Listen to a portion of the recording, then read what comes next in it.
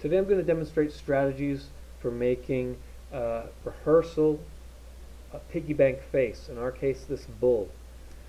In order to make unique sculptures like this or like this, I have my students spend a couple days doing practice faces, bulls, cats, tigers, monkeys, whatever they want to do, as long as they're using spheres, cones, cylinders, and prisms. So I'm going to take this chunk and I'm going to roll a ball. In order to get rid of all the wrinkles, I'm going to kind of toss it against the palm of my hand. I'm going to roll it, and eventually I'll put it on this board, and I'm going to flip it. And I still have all these sort of wrinkles here, and the sides definitely don't look like a cylinder. It looks a lot more like a cookie. To make it a cylinder, I have to roll it like this. Really flatten these edges. You can see they're starting to get that cylindrical edge. Flatten it. I don't like all these little wrinkles, so I'm going to take a little bit of water on my finger. I'm going to rub them.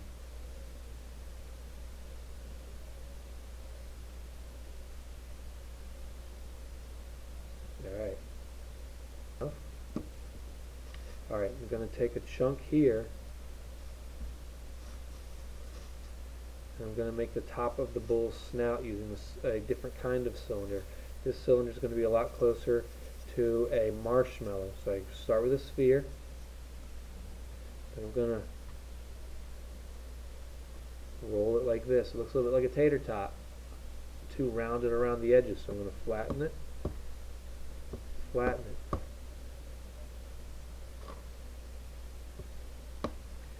Usually, when I want a flat edge, I use the board to flatten it. Alright, I think I have it. Now, if I put that on there, it's a little bit too much like a pig. I'm looking more for a flattened shape like this. So I'm going to use the palm of my hand and flatten that edge. And now I'm going to make the chin. So I get a chunk, and I'm going to start with an ellipsoid. Ball first. Here's that ellipsoid. Looks a lot like a Mike and Ike or a Tic Tac or something. I'm going to flatten it.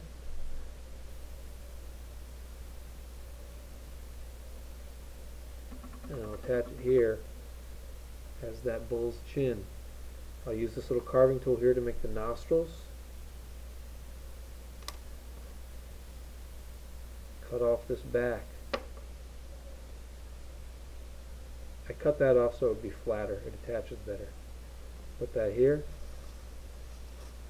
Move it off to the side. Now I'm going to make the horns. Here what I'm going to be making is a cone. So I get the chunk. Start with a ball.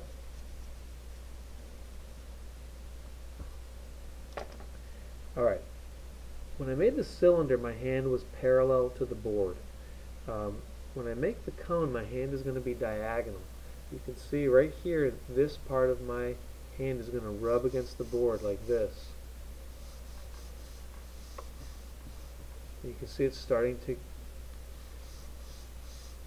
become thinner on one edge, becoming a cone.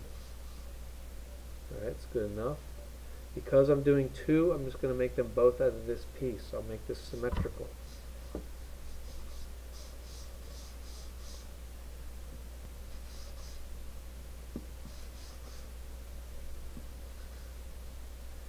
Alright, I like that.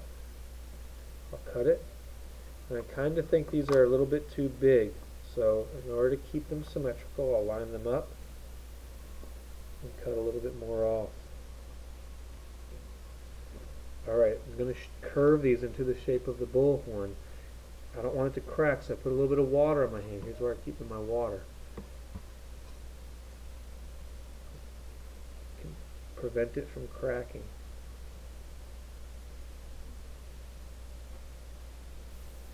Attach that one here.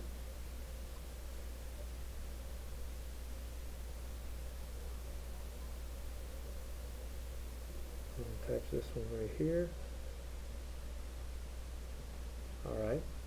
See, I'm getting there. Now I'm going to make the ears. And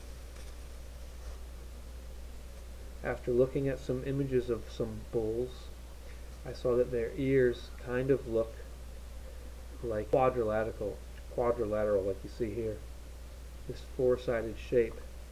So what I'll do is I'll flatten this piece and make a prism. Most of the prisms are a shape and then cutting that shape. So I'll cut this side.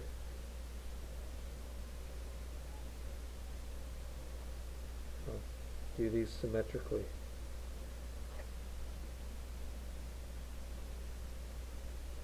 Now, all these little imperfections I correct.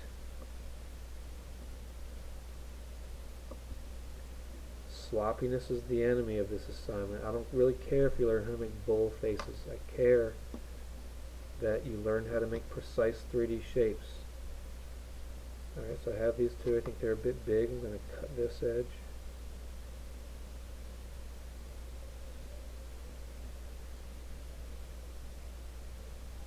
Alright, that works. Oops.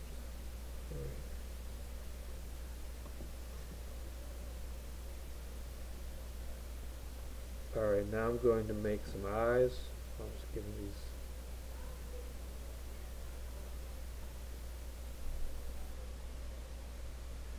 And I'm going to give him some eyebrows. So I'll take this little chunk that I have handy.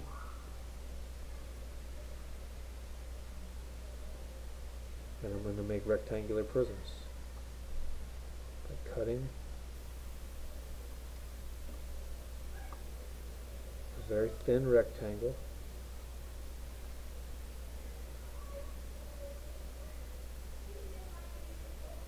And then cutting it in half.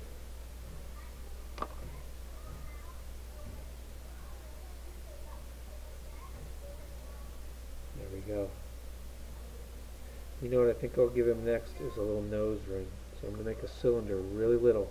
I'm going to make sure my hands have a little water on them. I'm going to roll it out in my hand a little bit so that it's long.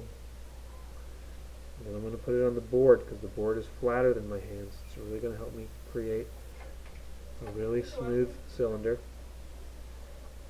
And then I can install that right here.